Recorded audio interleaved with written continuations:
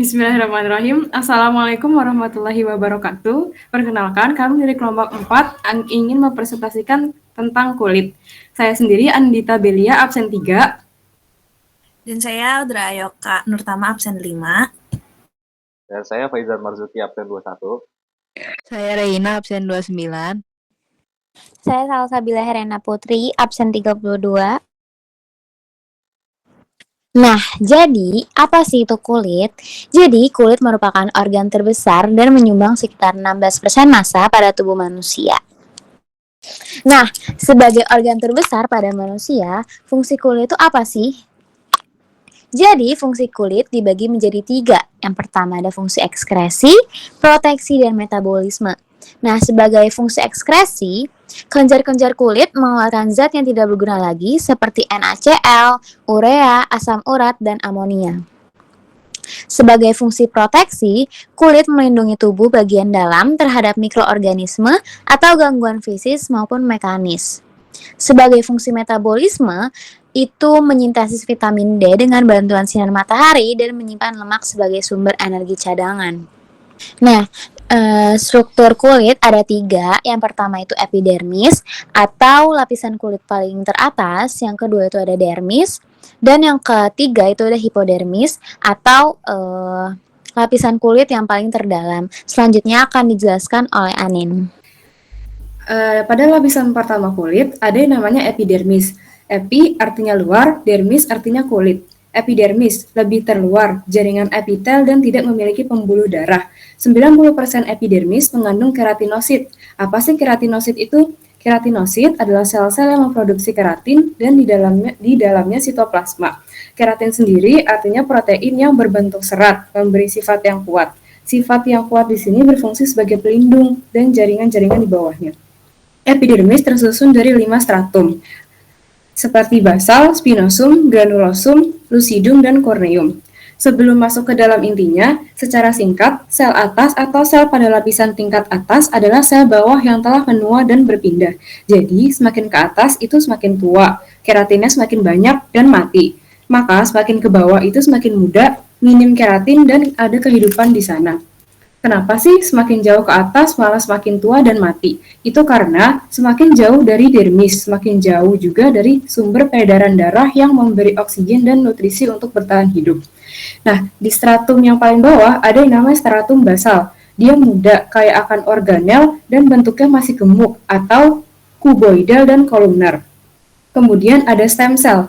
Stem cell itu sel bayi yang terus membelah membentuk keratinosit baru dan belum ada fungsi tertentu. Di selanjutnya ada stratum spinosum atau stratum yang paling tebal. Dia masih hidup tapi tidak terlalu segar, mulai gepeng dan pembelahannya berkurang, juga keratinnya menambah. Di stratum ini ada yang namanya sel Langerhans yang berfungsi untuk pertahanan dari patogen. Kemudian ada granulosum. Granulosum perbatasan hidup dan mati. Terjadi apoptosis. Apoptosis adalah mati yang terprogram, bukan karena penyakit. Kemudian ada lucidum dan corneum. Lucidum ini lapisan yang jernih atau bisa terlihat. Sedangkan corneum ini lapisan paling atas, tersusun dari sel mati, gepeng, dan kaya akan keratin. Tidak ada tanda kehidupan atau organel atau sitoplasma di dalamnya. Dan lucidum ini hanya ditemukan di kulit yang tebal saja. Lanjut ke bagian dermis. Dermis tuh jauh lebih tebal dibandingkan epidermis. Terus dermis berisi 3 jaringan, ada kolagen, otot, sama syaraf. Di bagian dermis juga terdapat pembuluh darah sama reseptor sensori. Tapi si dermis dibagi lagi jadi 2 lapisan. Yang pertama ada lapisan papilar. Lapisan papilar tuh cenderung menonjol ke epidermis, berisi ujung serabut saraf sama pembuluh darah. Terus kalau kita zoom di bagian yang paling atas atau lapisan si papilarnya, itu tuh yang tali kuning itu serabut syaraf atau sel-sel saraf. Terus yang warna merah itu pembuluh darah arteri, yang biru pembuluh darah vena. Kurang lebih kalau di mikroskop bentuknya begini. Jadi lapisan papilar masih dekat sama si epidermis. Terus lapisan kedua ada lapisan retikuler. Lapisan retikuler ini di bawahnya lapisan papilar. Lapisan retikuler banyak mengandung jaringan ikat folikel rambut, pembuluh darah, syaraf, sama kolagen. Terus Kalau bisa dilihat yang kayak akar biji itu, apa yang bulat-bulat itu, pokoknya itu tuh folikel rambut. Di dalam folikel rambut ada pembuluh darah sama syaraf. Yang tali-tali kuning itu saraf-sarafnya. Terus ada bagian hipodermis atau lapisan terakhir dari si kulit. Hipodermis ini lapisan yang mengikat kulit secara longgar dan mengandung sel lemak, pembuluh darah arteri dan vena, serta ujung saraf. Lanjut ada kelenjar pada kulit.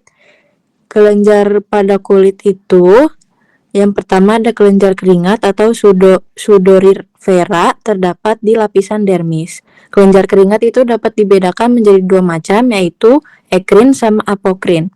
Kelenjar ekrin menghasilkan keringat yang dapat membantu mendinginkan tubuh dan tersebar di seluruh tubuh, dahi, telapak tangan, sama kaki.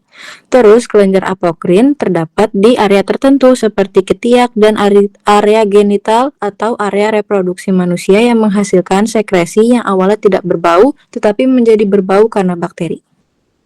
Nah, selanjutnya itu ada kelenjar sebaceous. Kelenjar sebaceous mengeluarkan sebum yang biasanya dialirkan ke folikel rambut. Nah, sebum itu apa sih sebenarnya? Sebum adalah campuran lemak, zat lilin, minyak, dan pecahan-pecahan sel. Terus sebum itu berfungsi apa sih? Nah, sebum itu berfungsi sebagai pelembut kulit, terus juga bakterisida, dan juga sebagai pertahanan terhadap evaporasi. Nah, gambar di sebelah sini adalah sedikit gambaran tentang kelenjar sebaceous.